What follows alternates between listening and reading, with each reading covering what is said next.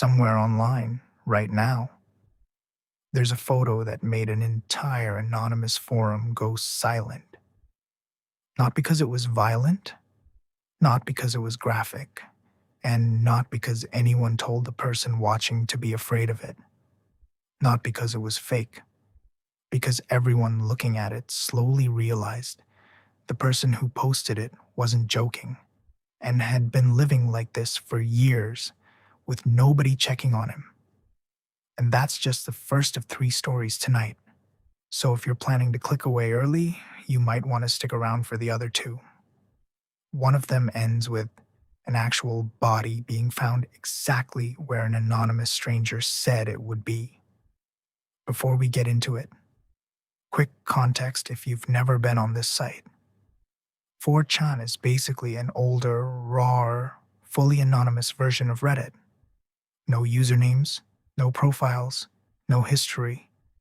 Anyone can post anything, and within a day, most of it disappears forever, unless someone screenshots it first.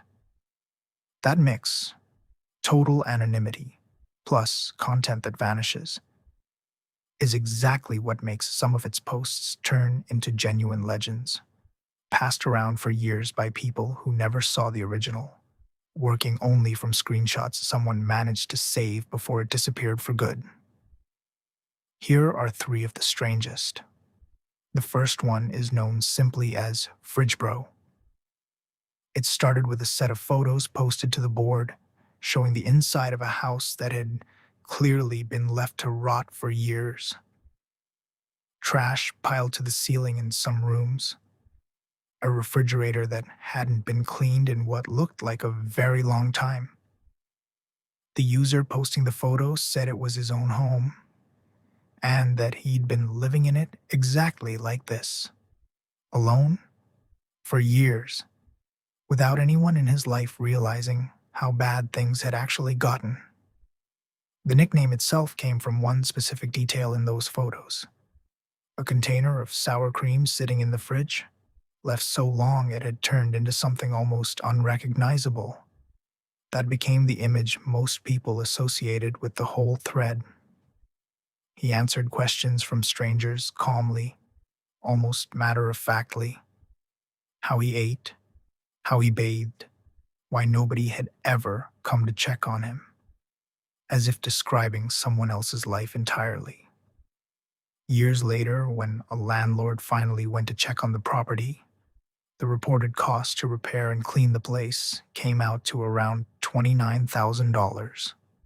Underneath the photos, the replies settled into something stranger than shock: curiosity, dark jokes, and a real, sustained conversation between strangers and a man calmly narrating his own decline, one question at a time, as if the anonymity made it easier to say out loud than telling a single person he actually knew. Some replies pushed him to call for help, to let someone in his life know what was going on.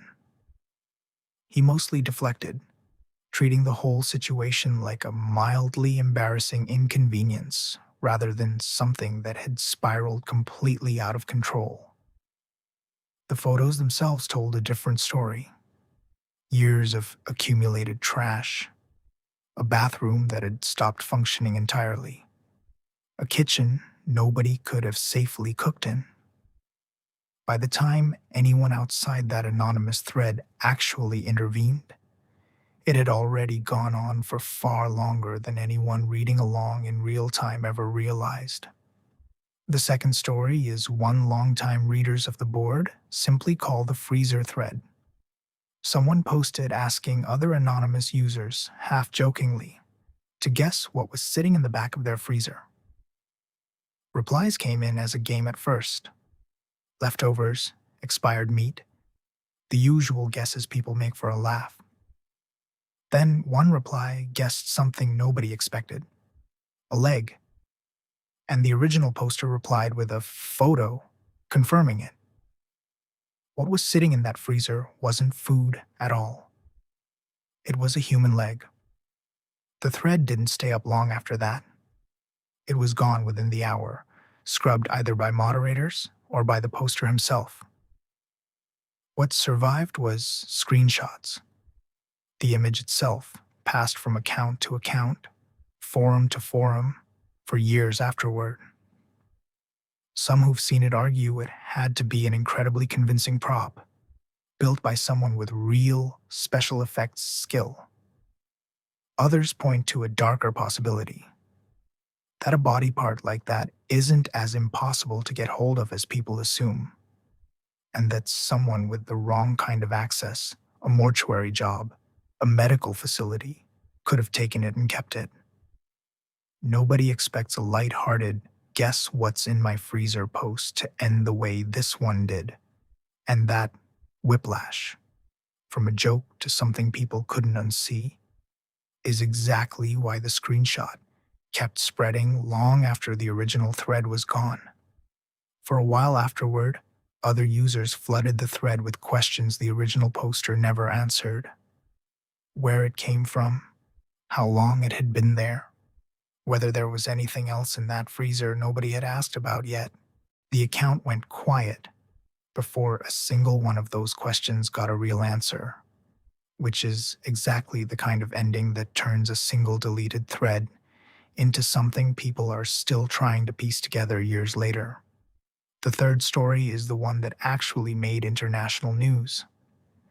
In November of 2011, a 4chan user posted a photo of a young woman without her knowledge and issued a challenge.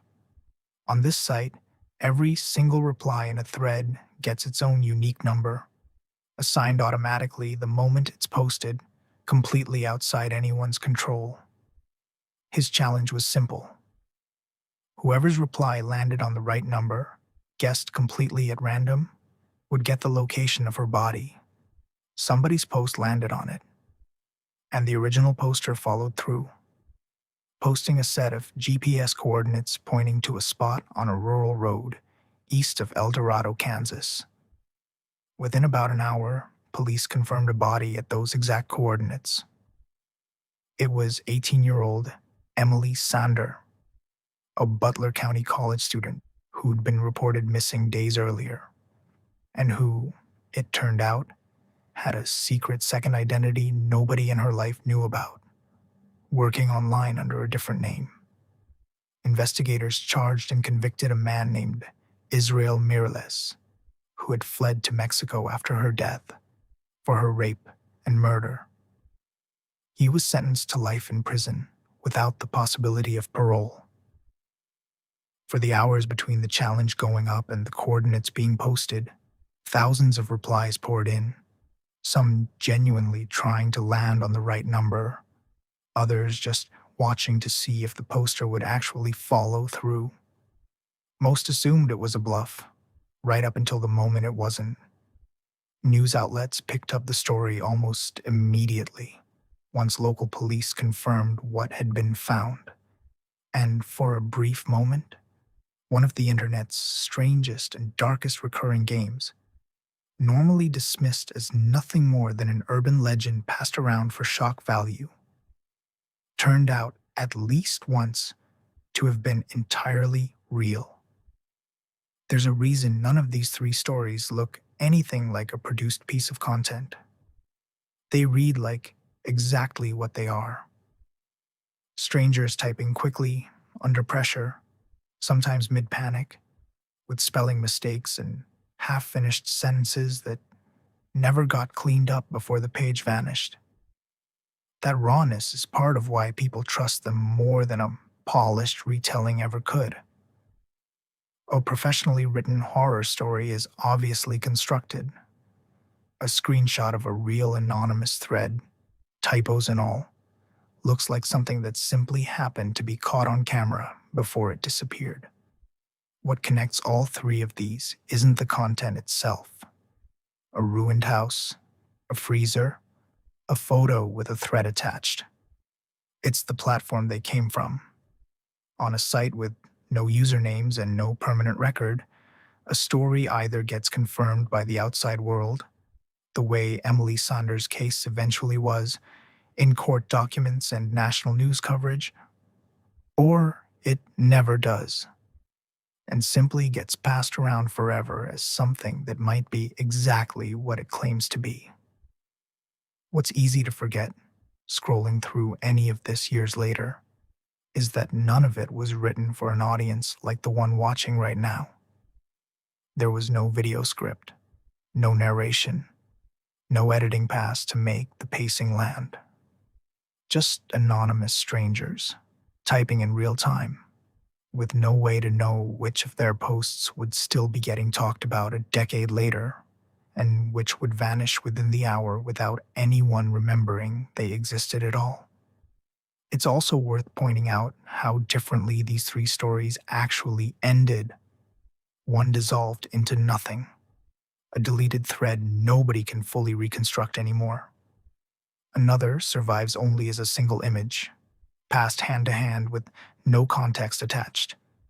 And one of them ended in a courtroom, with a jury, a verdict, and a name that anyone can look up today. Three anonymous posts, three completely different fates, and no way, at the moment any of them were first read, for a single person scrolling through to know which one they were actually looking at. One honest note before you go.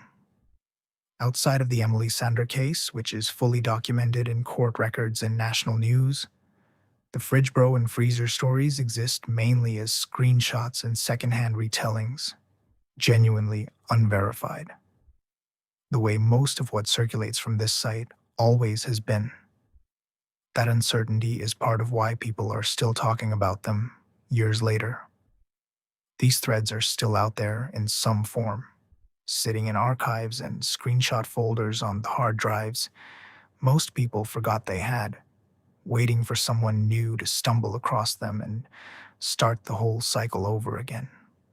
If you want to see more forgotten, unverified stories from the darkest corners of the internet, subscribe, and I'll see you in the next one.